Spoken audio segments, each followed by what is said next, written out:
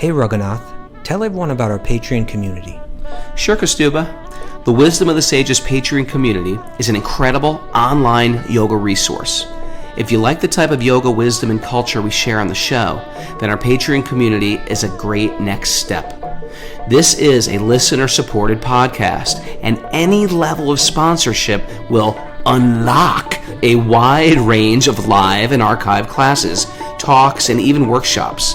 Raghunath teaches, I teach, and we have a host of other excellent teachers on topics ranging from yoga philosophy, asana classes, storytelling, Ayurveda, kirtan, cooking, meditation, and a lot more. We even have an incredible online Bhakti 12-step recovery group. So if you want to check it out, go to patreon.com/wisdom of the sages.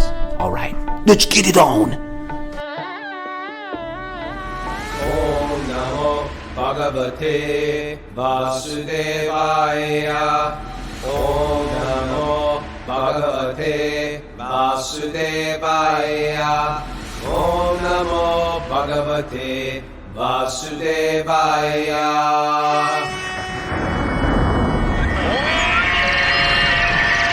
Come on!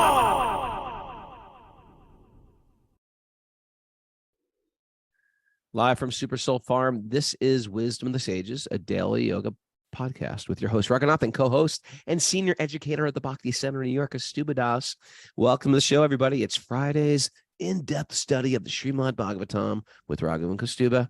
Mara's here spinning the dials. Kostuba is in Mayapur, West Bengal, India. He's doing some writing. Great place to write in holy places. Sometimes you see these old books and it'll be like completed on the full moon of Chaitra in West Bengal, and that's you can do that if you finish the book. You can write that in there too.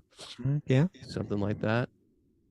Never know. Maybe we'll go that way. What's going on in Mayapur? What's happening? I had lunch. I had good lunch. You know who I had lunch with today, Raghunath? Who? Myself and Tara.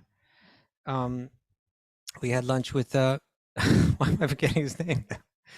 Your guy, my poor Ishwari and Janeshwar. Aww. And I the looked at mother-in-law. Janeshwar the other day and go, I think you're my best friend. Oh, Prabhu. He says something sweet. He goes, you're like my father. He said, you're my best friend. You're like my father. No, I thought we're best friends.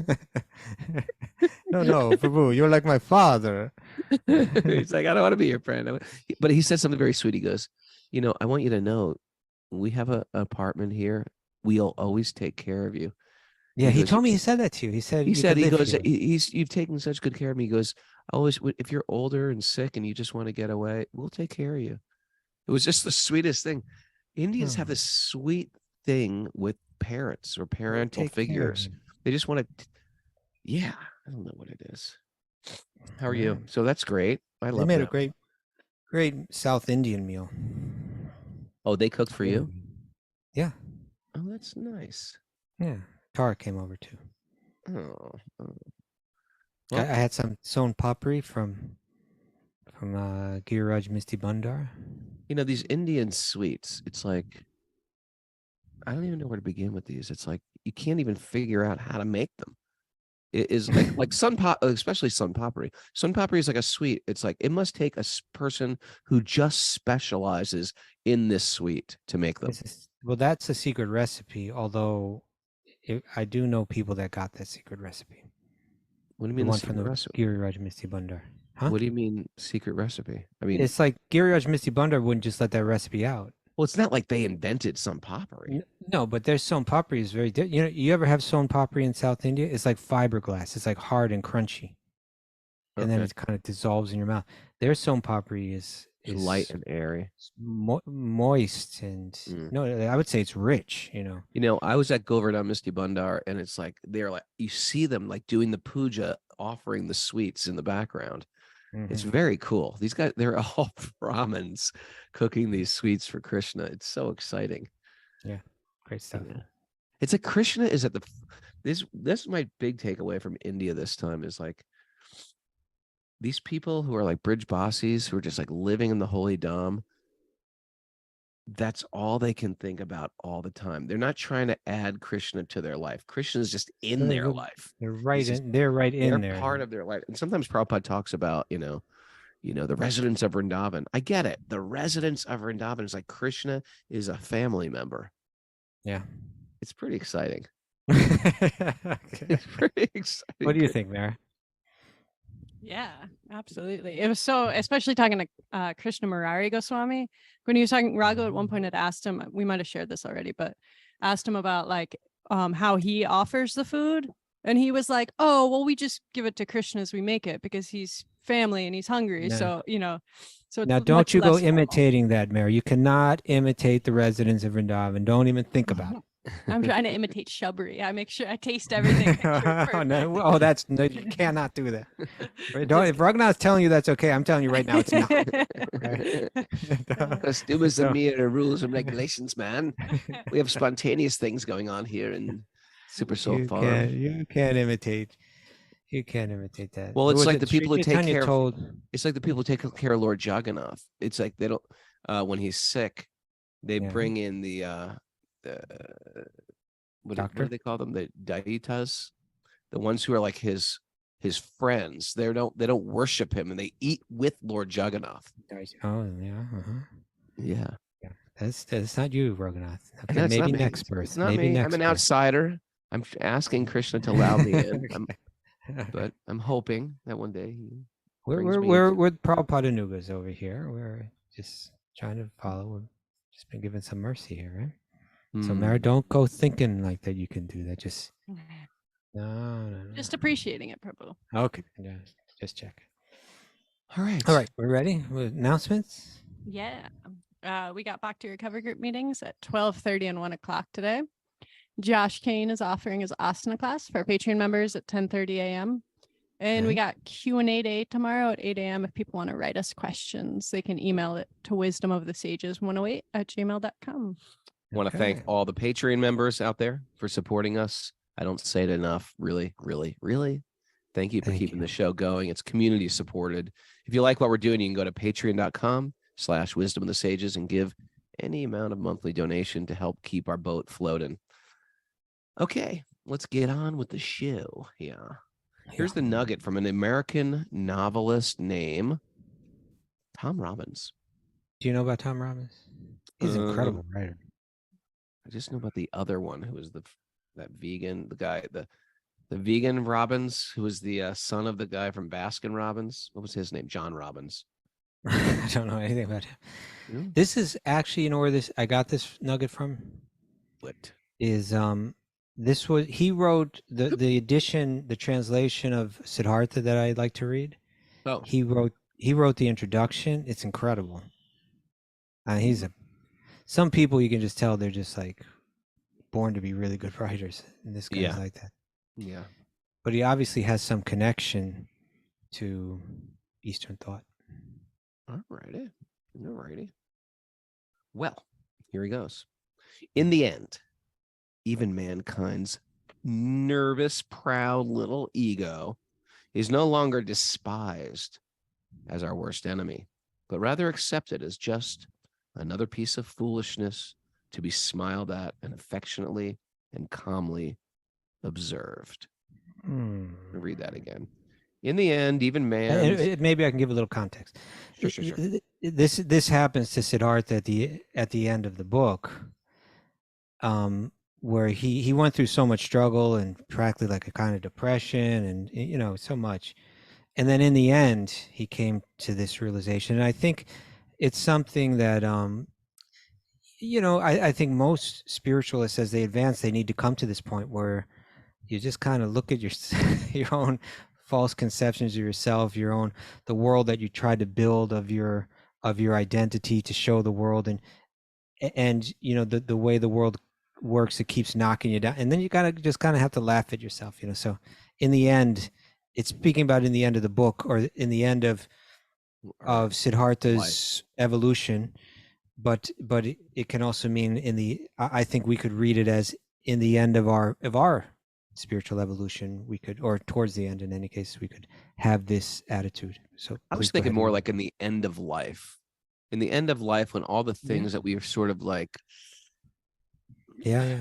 these were our ego was invested in, our beauty, our strength, our control. When we realize, oh man, I don't control my kids, or you realize, wow, I can't control the aging process or my strength. You know what I mean? Sometimes you see this guys who are like huge bodybuilders or something like that, or incredible athletes, and eventually they have to give way to the time factor, and they Well, gives can't way. do what they did. Or even in martial arts, these are the greatest fighters. You get arthritis in your hands and stuff like that.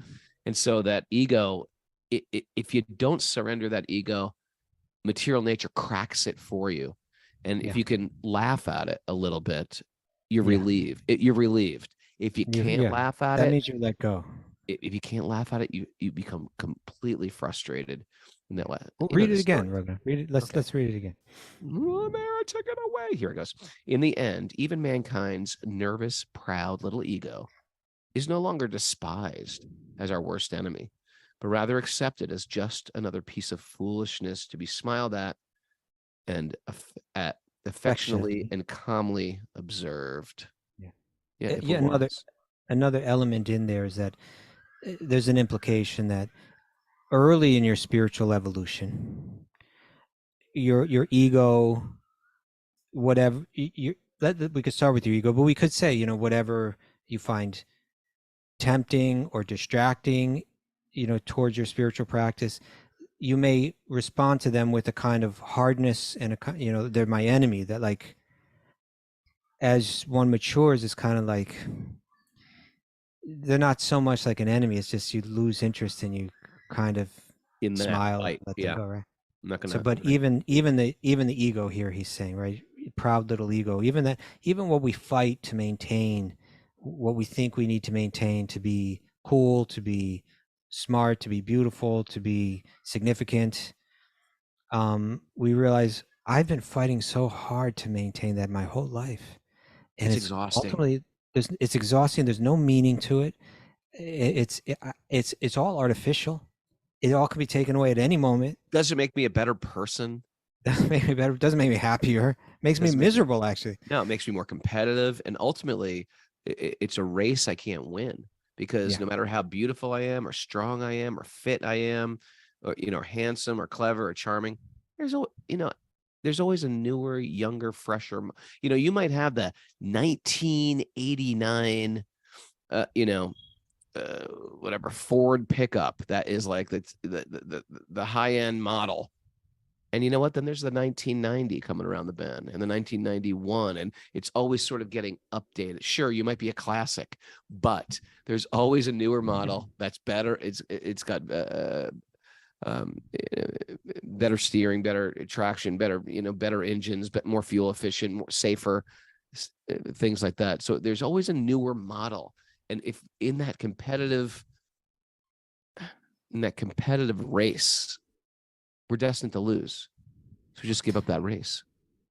And where it says to smile at it, like you're kind of laughing at it, right? It's a bit of, it's human to, as you were saying, to laugh at yourself. In comedy, in comedy, it almost always has to do with someone being revealed as a fool.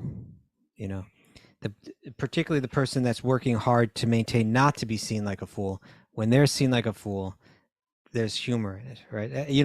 I think I showed you that clip of from the Pink Panther, where you have Peter Sellers and Inspector Clouseau, and he's like there's the parallel bars. If you Google parallel bars and Pink Panther, you probably get it. Peter Sellers, and he's like, when he sees the parallel bars, he starts playing it off like he's the man, like he's like, ah, yes, the parallel bars. Back in my college days, I was known as the master of the parallel bars, and he's kind of like rubbing them down and feeling them. And then he gets up on them and he starts swinging back and forth, and he's like, "Oh yes, it's all coming back to me," and then he does that kind of thing where you swing up and then you go off to the side of them and land on the ground, but he goes off to the side and it's like a stairwell right there, and he goes straight down the stairwell and just completely rolls and crashes into a room downstairs, and there's all these people that were there for him to interview about some crime. They're sitting around the living room, and he just has this brutal fall, and then he tries to get him. It's like, yes, that felt good. So, and then he just goes on making a fool of himself again and again and again. And that's what we do. It's like we make fools of ourselves. If we can laugh at it, we're starting to let go. Laughing at who we've tried to present ourselves as. That's healthy. I remember, I used to snowboard for a while. I was reasonably good. I could do some things on it. And then I stopped for a while, and then I got married, had kids, and I remember taking my kids snowboarding, and I'm like, here's how you do it. You got to use your front toe edge and your back. You were into this before the kids. I was into it before the kids. I didn't know that. Okay. All right. A little chapter that I was unaware of. There's some secret chapters of Raghunath I don't tell you about, but I was snowboarding. I'd go alone. I'd like to sort of zone out and go alone. But anyway, okay. It's like a Zen thing. All right. It was very Zen for me. And anyway, then I brought the kids when we got the kids and snowboarding when they were young. And I remember, and they were like, hey, Dad, what's, Pita. Hey, Pita, what's this thing? Oh, I was like, that's the snowboard park. That's where you do lots of tricks. And they're like, well, what kind of tricks? I was like, for example, let me show you a few. I've never done any of them, but I was like, well, I'm a yoga teacher. This should be easy. I have great balance. So I sort of like hop up to a rail. I'm sliding sideways down a rail. Like, I don't know what I was thinking. I've never done this before. And I caught an edge on the rail. And when you fall on a snowboard, it's not like you just fall. It's like you're in a slingshot getting aimed at the ground. And I just caught an edge and I went down like from 4 feet high, like 100 miles per hour straight down, and just like caught my hands underneath the snowboard. So I was like, boom. And I was just like, I think I've done some serious damage. Children, get the snowboards. We're going home. Oh no. We're going home. It's like, really quick, get your stuff together, follow me down the hill. I think I can make it to the bottom. It's just cool like, dad image. It is disappears in a moment. In a moment. Anyway, so you gotta learn to laugh. Gotta learn to laugh, or you cry. Yeah. There's the Howard Hughes is one of those. That's our things. choice. Howard Hughes, you lose your mind. You know what the classic archetype of it is on the Seinfeld episode of that guy who, the old guy who lifts weights. Oh, Teitelbaum or something. Yeah, something like that. I'm number one dad. I'm number one granddad. Okay. Anyway, I mean the whole Seinfeld is all about that, especially Mandelbaum, like George. Mandelbaum. Mandelbaum. Okay. Mandelbaum or something. Yeah. Mandelbaum. Okay. All right. Let's go on. All right. Let's get into this. Yeah. Let's take it up a notch. And that's kind of what you were just hoping that Inja or the Davis can kind of come to that point. What am I doing? What am I doing? This is ridiculous. You gotta laugh. Krishna. I'm trying to control Krishna. Yeah, it's a joke. Well, the real interesting thing is it's not like it's a lesser demigod. It's like these powerful demigods. There's 33 million demigods. You can understand Lord Brahma and Lord Shiva. They're like the biggest. They're like the biggest of the big, and they still fall into illusion. Don't think we're above it. You know what I'm really enjoying lately, Kostuba? I'm really enjoying japa. I've like made a recommitment to japa, to chanting japa, and just sitting there and not moving until I finish my rounds. Whoa, okay, now we're talking. Yeah, and you know what happens, and you know I know I am enjoying it because later in the day I'll reflect. I was like, oh, I miss chanting japa, or like I'm looking forward to chanting japa tomorrow and stuff like that. It's there. It's a combination lock to get to Krishna. Nice. Krishna's not cheap. There's a combination. Okay. Anyway, it's go time. That's right. Okay. Narayanam namaskritya chaivanarottamam devim saraswatim vyasam tatojayam mudiriyat. Before reciting the Srimad Bhagavatam, which is our very means of conquest, one should offer respectful obeisances to the Supreme Lord Narayan, unto Narayan Rishi, the supermost human being, unto Mother Saraswati, the goddess of learning, and to Srila Vyasadeva, the author. Nasta prayeshva bhadreshu nityam bhagavat sevaya bhagavati uttama bhaktir bhavati naishtiki. By regular attendance in classes on the Bhagavatam and by rendering service to the pure devotees, all that is troublesome in the heart will become eradicated. and loving service to the Supreme Lord, who is praised with transcendental songs, will be established as an irrevocable fact. Om Gyana Tamarandasya Gyanan Jana Shalakaya Chakshuru Midam Jena Tasmai Shri Gurave Namaha. I was born in the darkness of ignorance, and my teachers are opening my eyes with the torchlight of knowledge. I offer my obeisances at their lotus feet. I was Kastuba. I was born in the dark. I can say that with such, like, I could dig my heels into that one. I was born in the darkness of ignorance, like completely baffled by my senses and my mind and direction. Me too. These are great prayers. You could just say these prayers. You give classes about these prayers for days. Sure. You know what I really appreciated yesterday when you were reading that purport by Bhaktisiddhanta? Incredible. Well, basically because in the old days, I made by the way, I made the next week's stage group notes about that, including in that purport, that theme. Well, you know, those purports always really intimidated me. And now I like really relish them. And it just goes to show it's like a lot of these books were very difficult for me to read. If you struggle with reading through some of these Prabhupada's books or Bhagavad Gita or Srimad Bhagavatam on your own, you're not alone out there. I found them very difficult to get through, very heady. But it was the devotees who explained them to me that made it digestible, and not just digestible, but like practical. Did you take my guru's Brahma Samhita class so many, back in the day? I don't think I did. I don't think. See, that would have been good for you, because he kind of showed, like, if you just take these one sentence at a time, you work your way through. Yeah. Alrighty. All right. Let's get into this. We're in text, Canto 6, Chapter 9, text 26 and 27. Is that where we're at? Yep. Okay. By his inconceivable internal potency, the Supreme Personality of Godhead expands into various transcendental bodies as Vamanadev, the incarnation of strength amongst the demigods; Parshuram, the incarnation among saints; Nasingha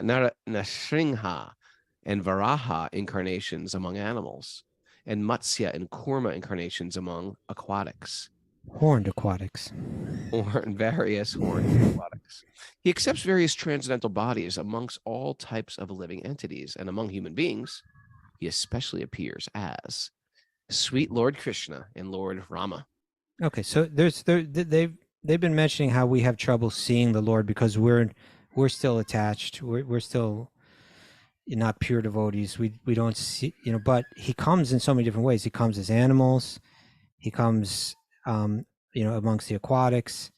He comes as human beings, as Krishna and Ram. He is the supreme cause. By his causeless mercy, he protects the demigods, who are always harassed by the demons. He is the supreme worshipable deity of all living entities. He is the supreme cause, represented as the male and female creative energies. Although different from this universe, he exists in his universal form, which is also known as the Virat Rupa.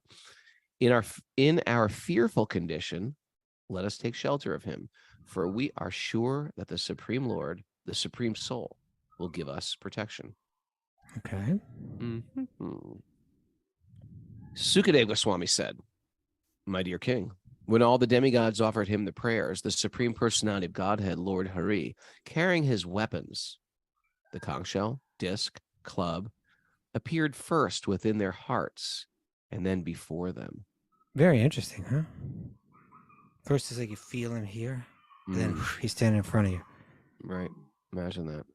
Surrounding and serving the Supreme Personality of Godhead, Narayan, were 16 personal attendants decorated with ornaments and appearing exactly like him, but without the mark of Srivatsa. Okay, so the Srivatsa is that golden hair on his chest. So they all look just like him, except they didn't have Srivatsa. Oh, tuft. Imagine seeing them first. You're like, are you Vishnu? No, you're not. Oh, and the Kastuba jewel. Those are the two things. So that's how you know it's Vishnu. Vishnu. All there, except the Kastuba jewel and Srivatsa. O king, when all the demigods saw the Supreme Lord in that posture, smiling with his eyes like the petals of lotuses grown in autumn, They were overwhelmed with happiness, immediately fell down like rods, offering dandavats. I really want to see the Lord face to face. Then You know what? they Okay, slowly sorry. rose and pleased the Lord by offering him prayers. Okay. So this is describing that there's Lord Vishnu, and then Lord Vishnu's attendants, Lord Vishnu's devotees in their perfected stage. They have bodies just like Lord Vishnu, so similar that you can't tell the difference, except that Vishnu has that tuft of hair on his chest, the Srivatsa mark, and he wears the Kaustuba jewel. That's how you know. Oh, there's Lord Vishnu. You know, but I got to get this. I got to get more information on this. But Tara Prabhu, my friend Tara, was just telling me a story that there's someone here in Mayapur, and he says this person's like a very sincere, serious practitioner of bhakti. Yeah. So, and he was one bit of evidence that he was sharing that is like his 4-year-old son is like totally into Bhagavatam, like seriously studying it. Like taking. Yeah, that's interesting karma. Yeah, it's just like, okay, that kid's not. No kids that age aren't supposed to be focused like this. Like Yeah, this kid's they're like little pralads. Yeah, and so then that person's father just passed away. Mm. And the father didn't really have anything to do with the practice of bhakti that could be seen externally. But when he passed away, the mother was sharing the vision that the father was saying that he was seeing. Huh. And he was describing 4 beings, blue in color, When he was with dying? 4 arms. Yeah, Wait, with 4 arms, that they were coming to him.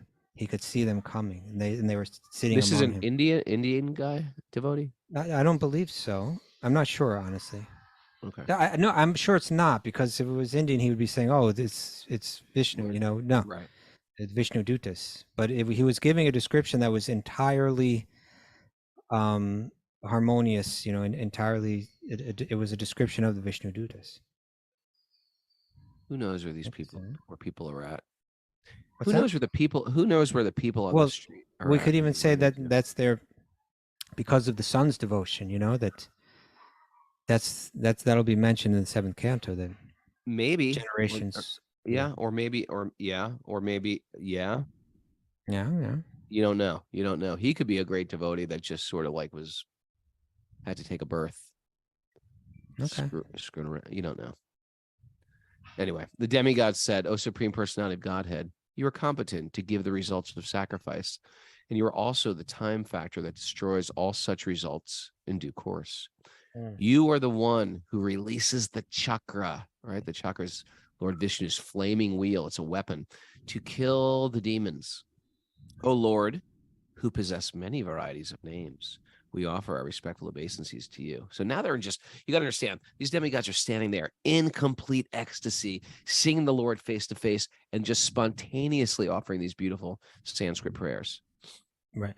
Yeah. You know what I think is interesting here, Raghunath, is that what they're saying, like they're saying, okay, Lord Vishnu is standing before him, and there's you okay, Raghunath? You're like Cold. scratching. I always scratch. I'm like a bear. I'm just scratching, rubbing myself like a Easy Captain there. Caveman.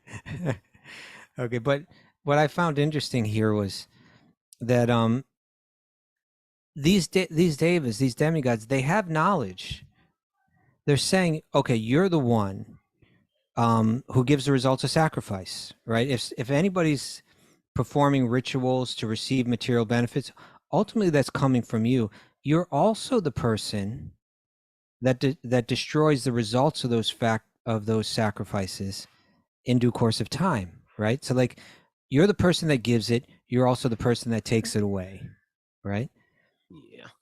And anything that you give on the material level, it's just a matter of time before you take it away, right? You're the one that releases the chakra. Well, you can even say the chakra, once you say chakra, you think of that which, time is this chakra too, which destroys everything. They've got the knowledge, but they don't have the wisdom. In other words, if they saw life through that knowledge, like cent percent, they wouldn't be praying for material things. They wouldn't be praying for protection from their enemies.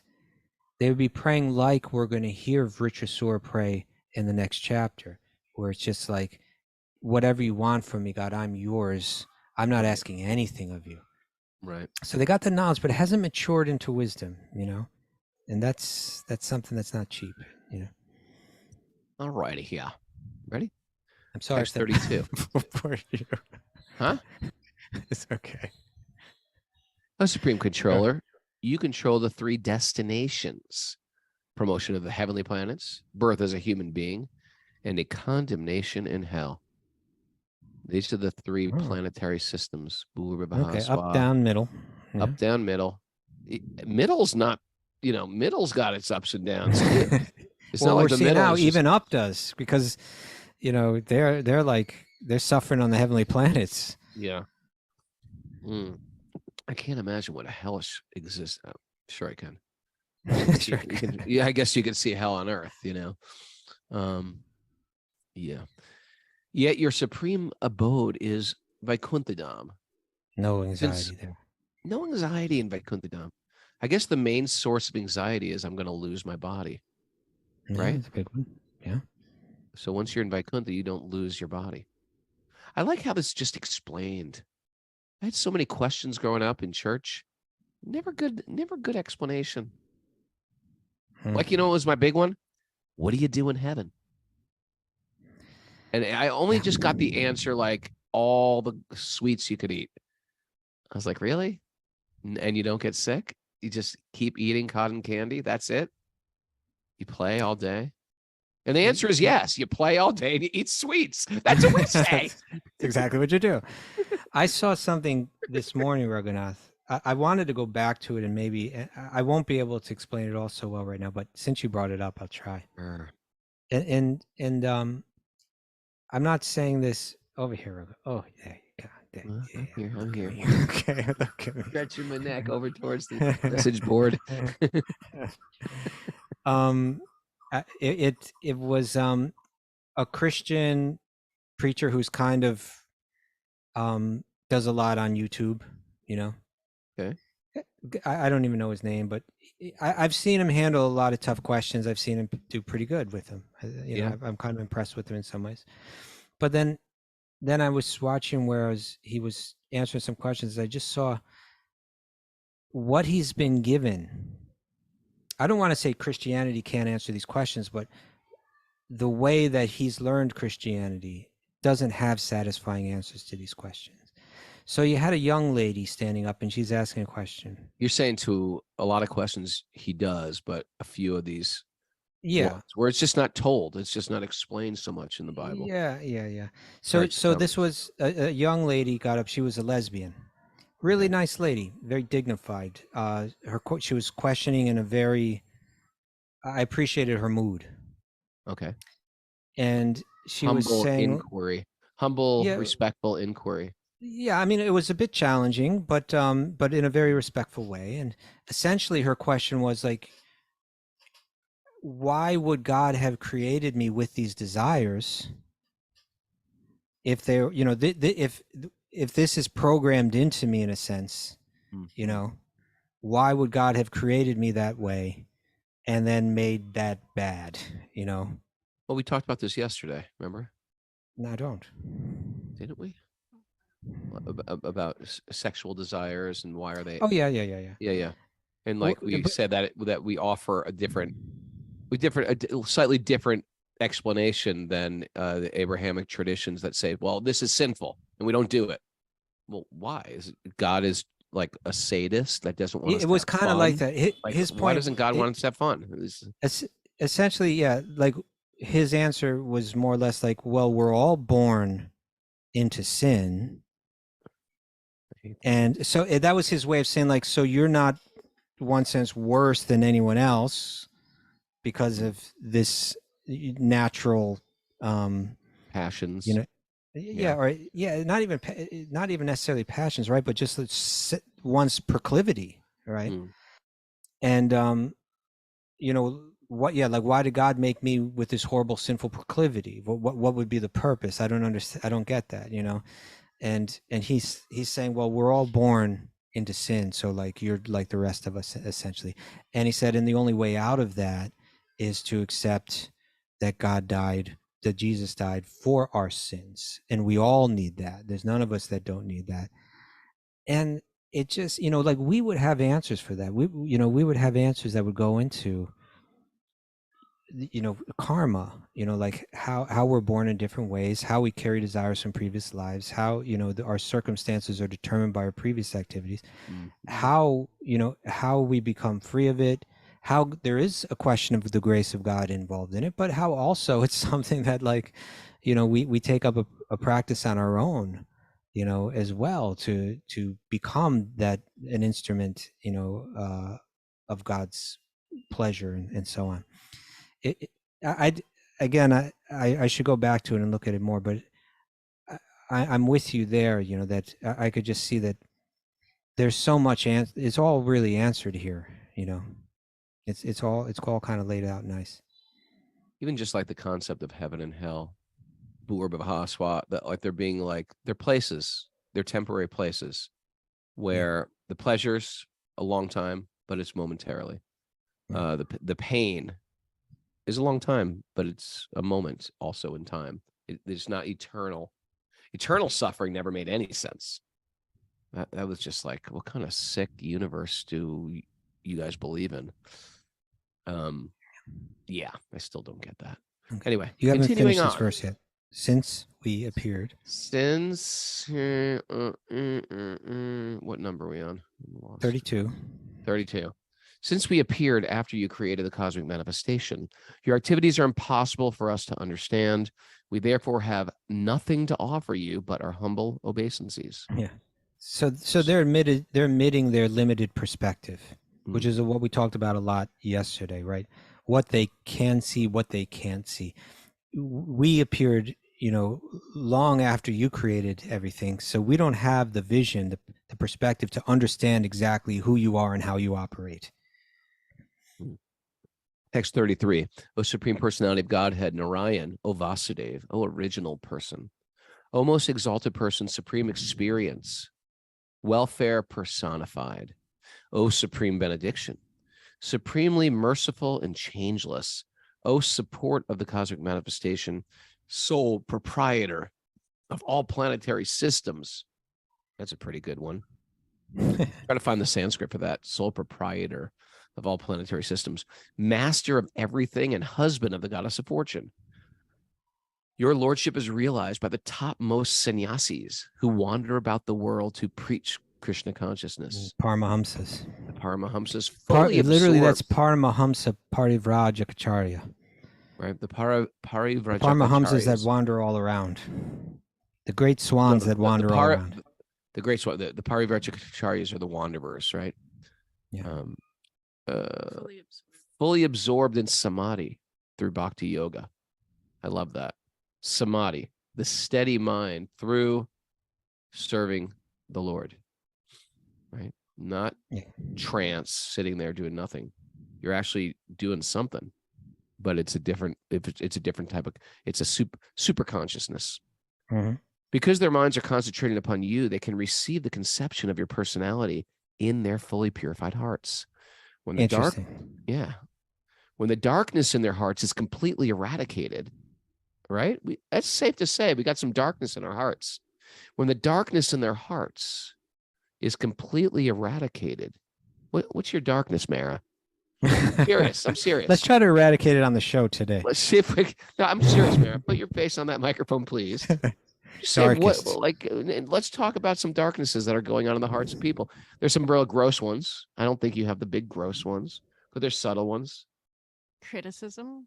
Okay. Critical person. Critical. Do you do a lot of that, Mara? One of the first ones that comes to mind. Yeah, not always out loud, but at least mentally, internally. Okay. All right. She's digging deep. All right. I appreciate that. Digging deep. Yeah. I mean, there's some very gross, loud Sometimes ones. I need that I have? No, not you. Oh. Sometimes she's got some big grotesque ones.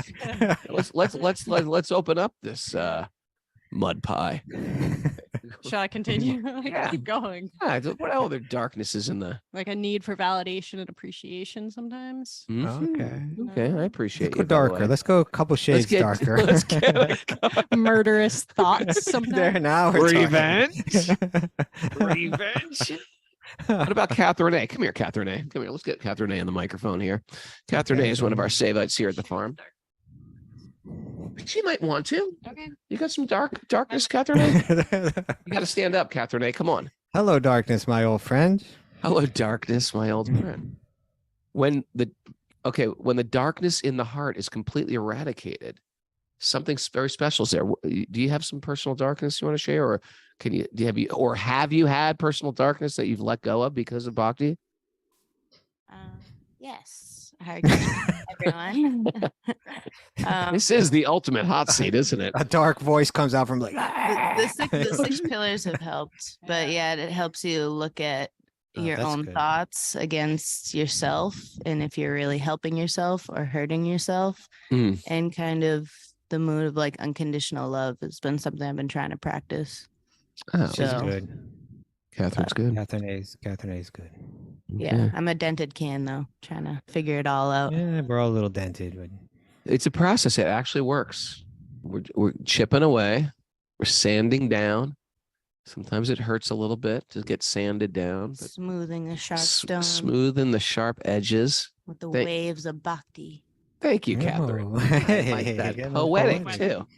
Okay. So anyway, this is when the darkness in the hearts are completely eradicated.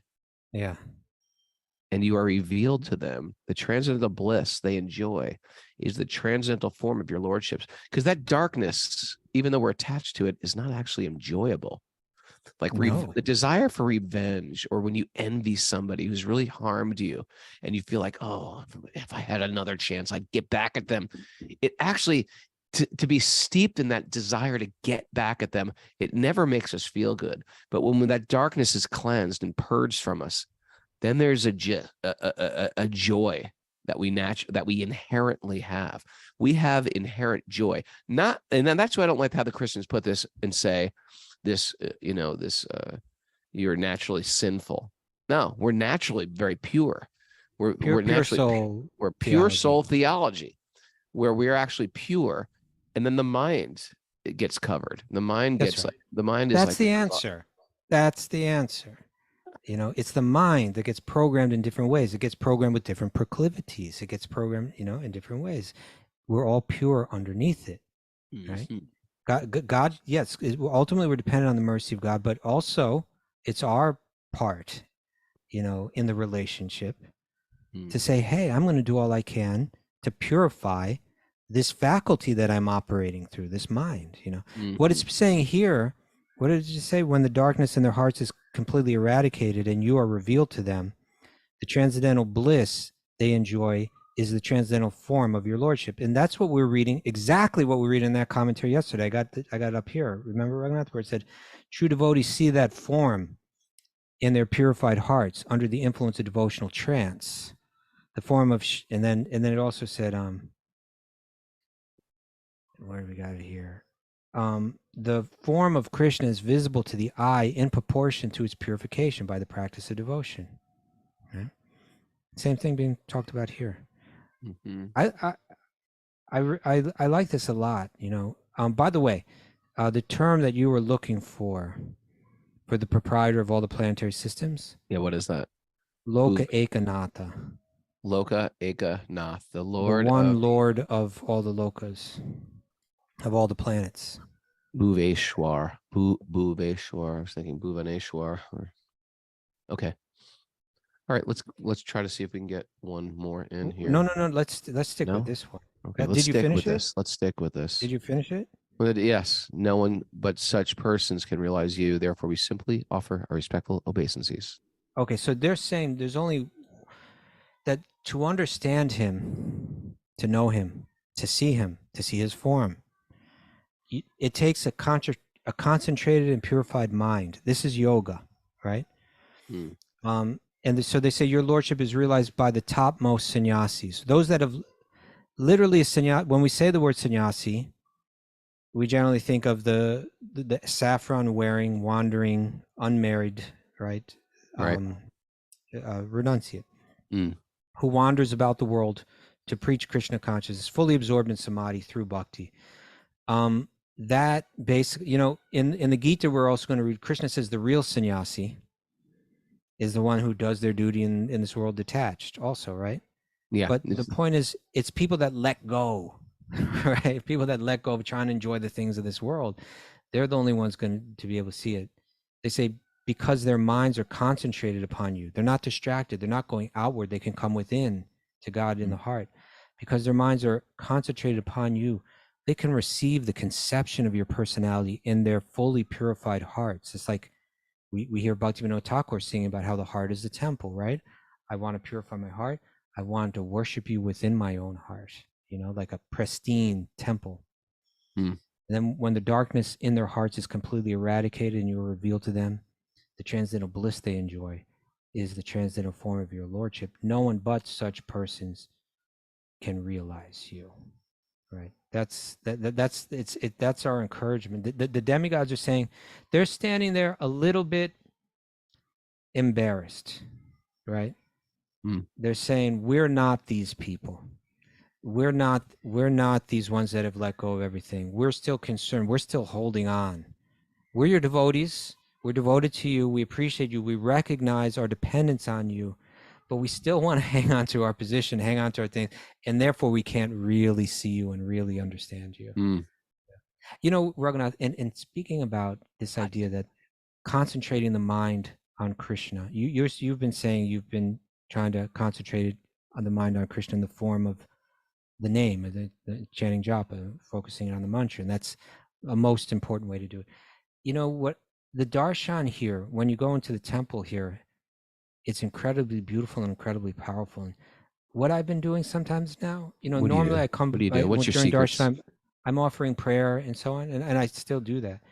But sometimes I like to just stand before the deities, open my eyes, open my heart, and just take it in, right? Just see, just be in that presence and open yourself up to feeling that presence. Almost like when we chant, Prabhupada would say, just hear the name, and when I'm having darshan, I just want to see. I just want to really absorb that vision deep into my mind. And how about this one? How about this one? Be seen. Oh, that's open your eyes and just be seen by the Lord. How about see? How about that? What about you be seen? Just let them see. Why can't I do it my way? I'm trying to help you and instruct you. You can take my knowledge if you like. Or I can leave it behind. You would cheat yourself out of a very high thing I'm offering. Okay. I can help you. I accept what you give, and I share with you what I have. And you try that. It was tough being a new devotee when we were new devotees, because everybody thinks they're more evolved than they are. What to do. Everyone's trying to tell you. Some guy who's like got 2 months on you is trying to instruct you. You're wasting the Lord's water. The Lord has abundant amounts of water. Well, but still we should save the water for the Lord. The Lord is not in lack. Where did Mara go? She's scurrying off right now when we need her. Mara, it's time. Mara. We're counting on you. What, is something boiling over on the stove or something? Where'd she run to? Yeah, we're going. What's going on? Sorry, we have some Airbnb guests here in the other house that I'm trying to attend to. Okay. Oh, yeah. Wow. Okay. Juggling several things during the show here, are we, Mara? Knitting, Airbnb. Need a little focus over here, Mara. Okay. There you go. All right. You want me to read this? Okay, I'm going to read these. I'm going to read the takeaways today. What do you think about that? Okay. Yeah, you take care of that. As one matures, they stop fighting the ego. There's always a newer model. Hold on. You got to read one at a time, like Mara does. That's what I did. Yeah, but it sounded like they were blending. Okay. As one matures, they stop fighting the ego. There's always a newer model that's better than you. Give up the race. We're destined to lose. Give it up. Laugh at who. Loser. Loser. Laugh at who we've tried to present as ourselves. Give it a good laugh. Take it in. Japa is the combination. Japa is the combination lock to Krishna. I just thought of something, Raghunath. You got to take away for us. What's up? Well, it's a bit of a story, but maybe I'll just tell it here. It's brief. All right. Okay, brief, please. But it relates to this idea of laughing at oneself, and it relates to what we read yesterday. Remember when the Devas said they were praying to Krishna that we can't see you. Why? Because we consider ourselves independent gods, independent controllers. Remember when they said that yesterday? Yeah. That's blocking our vision. And there's a book that I have somewhere in my library that's coming from it's there within the Madhya Sampradaya. It's amongst the close followers of Madhvacharya. Okay. And Madhva was known for his very stringent opposition to the teachings of Advaita Vedanta that say that ultimately all is one. They're saying, no. We always remain individual. God is all individual. We're not God. We're the energy, but we're not God. And so this book was like 100 arguments from the Madhvas on that topic. Right? Okay. And I think the very first one in the book, if I remember correctly, it was definitely in the book. I think it was the very first argument. It was a unique one. Oh, yeah. And it said this, and again, this has to do with laughing at ourselves and being trying to play the role of independent gods. Okay, tell me. And it was, there's a story in the 10th canto of the Bhagavatam where, who was it?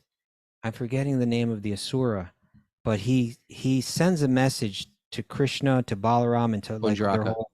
Pundraka. Was it Pondraka? Yeah, Pondraka. The false Vasudev. Yeah, he said, I am the real Vasudev, right? I am the real Vishnu. And he even he wrote this whole note about it, and he even wore like fake arms, right? Like and a fake Kostuba, he had a fake Kostuba gem. He had a fake Kostuba jewel. He had these fake extra arms, and he wrote this whole note to Krishna, and Krishna's surrounded by his council, right? Like, like this is when Krishna's like kind of living the princely, kingly life, and then like they all laugh. You can picture like a messenger comes in to read the message, and he reads the message which says, I am the real Vasudev. And they just start laughing and laughing and laughing, and just how ridiculous this is. And when they have their good, like I did the other day, right? When they have their good laugh and they laugh it all out, and they finally pull themselves together, and then they think about him pretending that he's the Vasudev, he's Lord Vishnu, then they just start laughing and laughing all over again.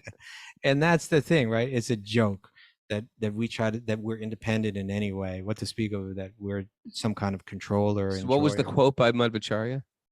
It was just saying that they were using this as evidence that there's no way that we're God. If we were God, why would they be laughing at how ridiculous that whole idea is? We're ridiculous. We're ridiculous beings. We're ridiculous. We're arrogant. Silly. Like George Costanza running around here. Yeah. Like George Costanza with the toupee. Or George Costanza, like trying to pick up what was her name, Marissa Tomei, right? He thinks he's going to pull it off, and at every step he's just embarrassing himself, right? You think you're going to have that? Mara's back. Mara's back. Oh, we got Mara back. I'm back. Okay. All right. As one matures, they stop fighting the ego. Boom. Yeah, we did that one. Yeah. There's always a newer model that's better than you. Did it? Which ones did you do? Did them all. No, keep going. You're almost there. Keep going. You're good. Give up the race. We're destined to lose. Did that. Loser. Yes. Laugh at who we tried to present ourselves as. That's my point. We're trying to present ourselves as Lord Vishnu. It's a joke. Okay, keep going. Keep going. Japa is the combination lock to Krishna. Yep. Lock. It's all answered in the Bhagavatam. It really is. It really is. We're all pure souls covered by our mind's conditioning. This is a pure soul theology. Yep. Concentrate the mind on Krishna by any means. By any means necessary. Yep. And it's a little scary, Mary, when you say it like that, but okay. Yeah. And especially with all that darkness you revealed earlier. I know. There's more. There's more. It's like deep well of darkness. Okay. That's her new metal band. We'll save it for the next deep 1,000 well shows. Of darkness. Our deep well of darkness from Ontario. And open your mind, open your eyes, and just see and be seen. And be oh, seen. okay, you had to get that in. Okay, fair enough. Yes. You too can follow my deep Just wisdom. see, Raghunath. Just see. Just see. Okay. Just be seen. try. Just be No, seen. no, just see. I don't Stu, understand. I can help you. I can help you on your path if you just surrender. Just surrender. You know what Krishna I says in don't the need to Gita? be seen. Just surrender to me. And I'm his representative that you can surrender to. Thanks everybody for joining us. Wisdom with Sage. We do this every day. Here's a big important thing on Friday we do.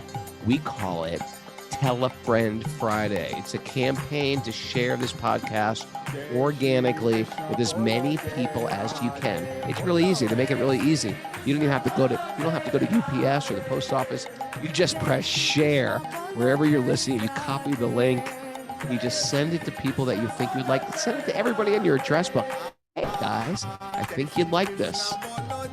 You ever see these spam emails that come in and it says, "Hey, insert name here. I really think you'd like this." So fake. People are so fake. Anyway, that's the They latest. come as WhatsApp text now, right? Like someone's like, "Hey, has George arrived yet?" or something like that. I get these weird texts too. And so it was like, "Hey, this is Lisa from California. Have you been?" I was like, "Do Yeah, I exactly. know you?" That kind of stuff. It's like and it's always like And they think I'd be like, "Oh my God, there's a girl named Lisa. There's a girl named that's Lisa who's interested in me." interested in me because my life is so damn stale. I want to write you. Maybe there's can't some read- hope for enjoyment here. Maybe there's some hope for material enjoyment. Why don't we exchange photos, Lisa? I'm always real flat. Like, I don't know you. You don't know I me. don't even You answer. wouldn't I just like block me. them. I always write. I things report like, You them. wouldn't like me if you knew me. You would like me. Many people No, don't like I want to get to know you. I think you're a good person, Robin. Hey, can you send some money? That comes about 100 texts later. Once they've got your trust. Mukunda, you're telling me that brandy isn't real? Hey. Hey. Anyway, everybody, we gotta go. We gotta get a kid to school. But I want to tell you this, Kastuba. Today is a beautiful day for a beautiful day, and it's magical. Just see, Ragnar. Ragnar. I can help you with your magical incantations. Just see. You just see and be seen as I see you. See me.